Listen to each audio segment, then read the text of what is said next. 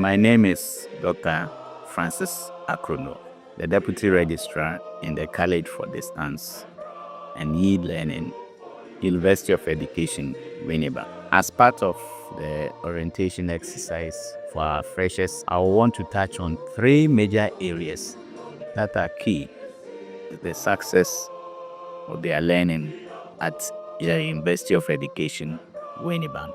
And the first item that I want to touch on is about the channels of communication. At the University of Education, Winneba, we have 5 major channels through which effective communication takes place to facilitate teaching and learning. And the first one is digital and online channels. The digital and online channels includes the learning management system, which is mostly called LMS, and then the institutional email, as well as the college website and students portal.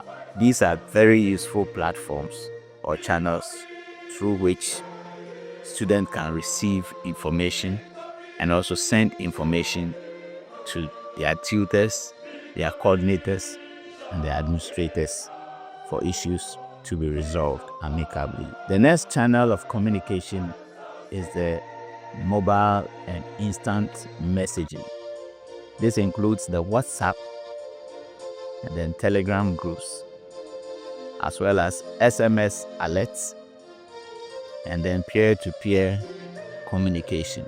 These are also very useful since you are distance students. These platforms are very important for effective teaching and learning. And then the third channel is the virtual interaction platform. It includes the Zoom, Google Meet, and then Microsoft Teams. We also have the live lectures and then tutorials, where lecturers meet their students one-on-one through these platforms. And then there's also the virtual office hours. It's also a very useful platform that facilitates teaching and learning at the College for Distance and E-Learning. The fourth channel is academic and administrative support. It includes online help desk and support email. These help desks are established to receive student complaints and have them resolved amicably. There is also the telephone communication, where students can call specific numbers either to their coordinators, administrators, or their tutors to have issues explained or resolved. And then there's also the academic advising service, where we have academic counselors who advise students on various issues to assist them in their studies. Finally, we have the traditional and the supplementary channels, which includes the printed study materials, which we usually call the models. And then we also have the regional study centers, where students can go and then make inquiries and also attend tutorials, and as well as have issues resolved if there's any. And then we also have the contact sections, where appointments are booked with students, or students book appointments with their tutors, and then they meet them and have discussions that relate to their studies to assist them perform very well on their programs. The next item I would like to touch on is the distance education students' expected relationship with colleagues and staff. Relationship is very important for effective teaching and learning to take place. We must relate well. So let's look at the relationship with fellow students or among the students. Students must show mutual respect. They must respect each other. They must show courtesy towards each other. Students must engage in online and collaborative learning and group discussions. You must share academic resources responsibly and must communicate politely in online forums and chats. Students must respect diversity of opinions, culture, and backgrounds. The fact that I'm not from where you come from doesn't mean that I can't study with you. So we must learn to accept each other. We must avoid academic dishonesty and plagiarism, and we must support each other through encouragement and constructive feedback. Next is relationship with academic staff, lecturers, or tutors. The academic staff or your tutors are those who are impacting the knowledge, and therefore you must show them due respect for them to also give their best in support of your learning. So you must maintain respectful and professional communication with them, and you must also follow official communication channels. That's the use of the LMS and then the email. When you are giving assignments, you must observe deadlines and academic guidelines. Once you enroll in this university or you enroll on any program in this university, you can't do what you like. You must observe the guidelines. You must observe the deadlines that are given to you. Once you adhere to the guidelines and the deadlines, everything will be very smooth for you. Students must participate actively in online classes and discussions. And students must seek clarification politely and in a timely manner. Don't wait till it's about exams time before you ask for the meaning of something that had been taught over 3 months ago. You must always seek clarification as early as possible. And you must accept feedback positively and use it for improvement. If you present something which is not useful and you are told that no, this one cannot help in your studies, accept it and build upon it. Don't think that the fact that the outcome is negative,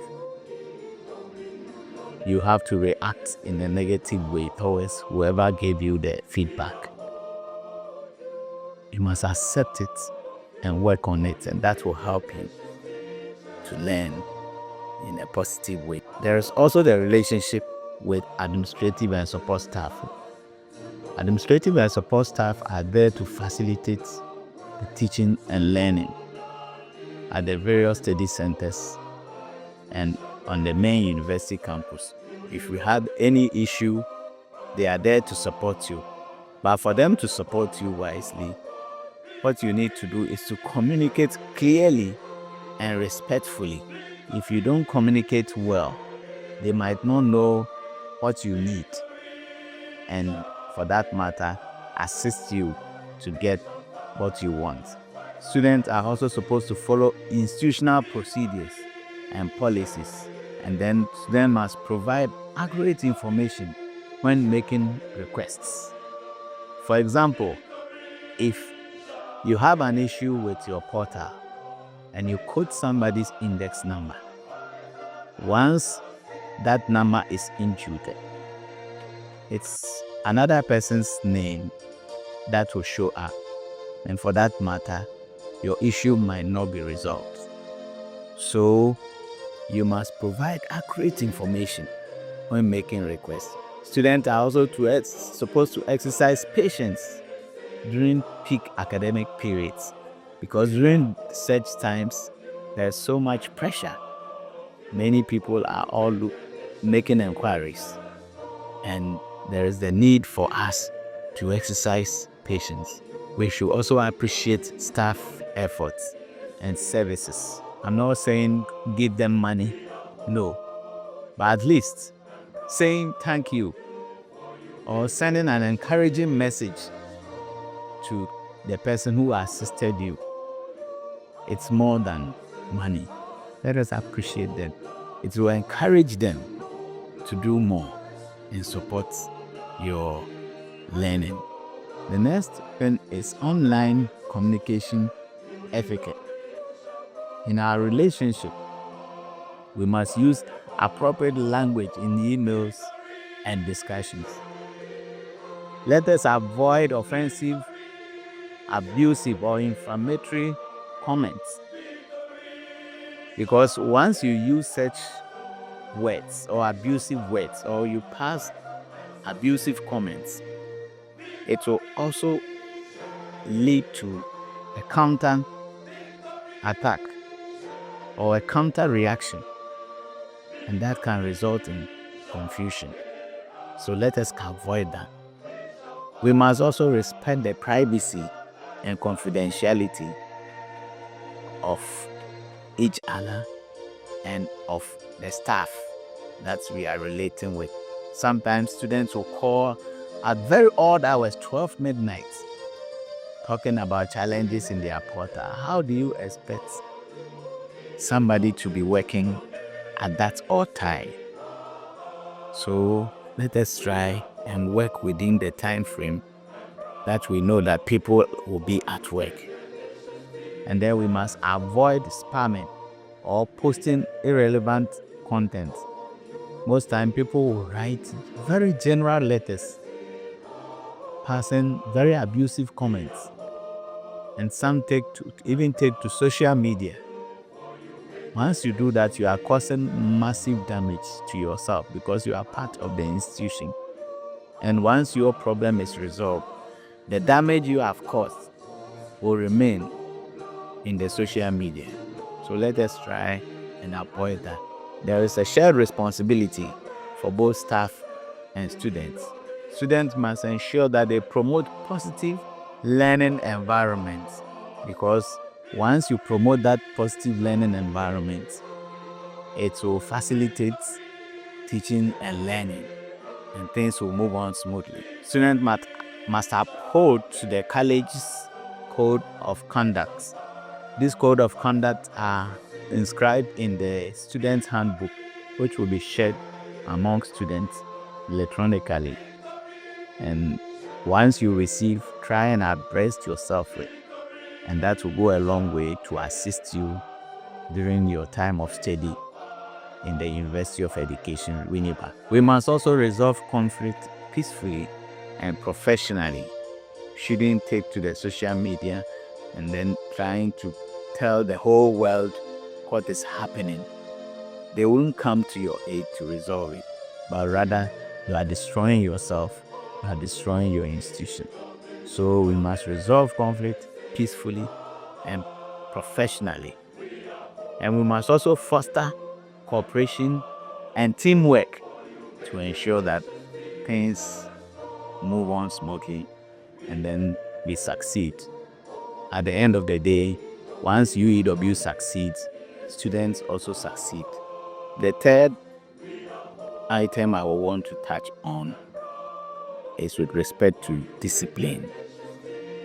Matters related to discipline for distance education students. This is very important, and students are supposed to adhere to issues related to discipline or matters related to discipline to avoid being expelled from the institution. The first in the discipline is about the code of conduct.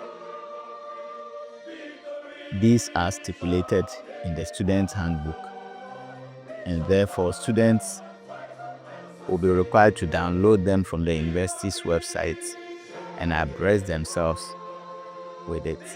And under the code of conduct, students are to adhere to the college's rules and regulations. And then students must ensure they maintain academic integrity. When we talk about academic integrity, what we refer to is that you must be original in your presentations. Avoid plagiarism, avoid examination malpractice, avoid impersonation. This is what we mean by academic integrity. And he must respect institutional values and policies. The policies have been documented to guide your studies, and therefore ensure that you adhere to them, respect them, and make sure you do not flout any of them. The university looks very relaxed.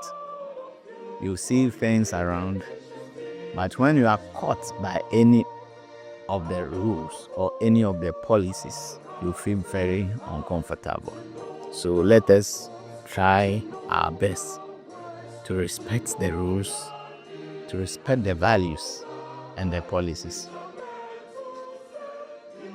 Next is also in connection with communication discipline. We must use official communication channels. We have instances where students will just pick phones and call straight to the Vice Chancellor. Once you do that, you are disturbing the Vice Chancellor, because whatever challenge you have at your centers, you have coordinators, you have administrators. Channel it through them, route it through them. It will be sent to the appropriate offices for it to be resolved than calling the Vice Chancellor. Once you call the Vice Chancellor, he has so much on his hands, and therefore you are creating a problem for the Vice Chancellor. Eventually, it's the same person who will resolve the issue for you, not the Vice Chancellor. So there's a need to go through your coordinators, your administrators, and then through the college registrar and the principal to have your issues resolved for you. And then there's the need also for polite and professional language in emails and messages. Most times, students send very insulting emails. Once you insult somebody, do you expect the person to listen to whatever you are putting across? We need to be humble in our presentations so that people will understand you clearly and have your issues resolved. And then we must also observe response times and communication guidelines. Once we have timelines guiding everything, let us observe it and ensure that we are working within those timelines. If you flout any of them, definitely you are likely to have challenges. We also have sanctions for misconduct when it comes to discipline. You have sanctions. First, if it's a minor misconduct, you might be warned or reprimanded. And then the next is suspension from courses or program. You could be suspended for a semester or an academic year. Then you come and continue in the next academic year. And then sometimes you also have your results cancelled due to the gravity of the incident that you might have been involved. And then finally, you could also be expelled for serious offenses. Students must observe various guidelines and ensure that they work within to avoid some of these things. And there's the responsibility of students to be aware of the disciplinary rules and regulations. All these are stipulated in the student handbook, and it's on the university's website. Students must cooperate. During investigations, they must be committed to positive learning behavior. By so doing, it will go a long way to ensure that their stay in UEW is very peaceful. students must avoid instances which will lead to the disrepute or will bring the university's name into disrepute. Once you do that and you are caught by the rules and regulations governing the institution, nobody can save you. The best is you might be expelled from the institution. Once a committee constituted to investigate an incident that you are involved in, and the committee suggests or recommends that you must be expelled, nobody can save you. The institution will definitely adhere to the recommendations of the committee. So I want to welcome our students to this institution, and I wish you a happy and a successful stay. Thank you.